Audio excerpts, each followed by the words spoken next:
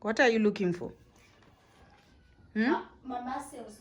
The function of a muscle. The function of a muscle. To carry everything. To carry everything. So what about Baba? To pump the blood into a man. My function of a muscle to pump the blood. The muscles. Blood. Inoitwa ni heart. Asi kuita muscle carrying everything. Kutakura zvinhu zvinorema zvinongoitwa nebody yese isimba rako energy rako.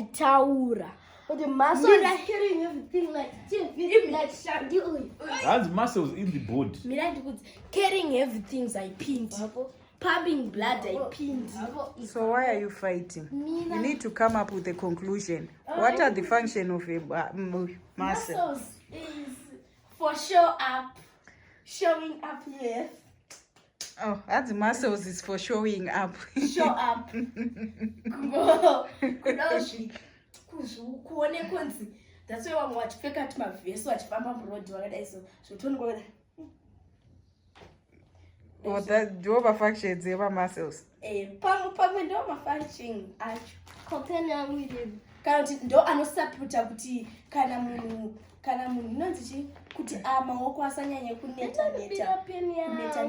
That's why vanhu wachimbopocha chimbodai. Nemahombe nemadiki mahombe.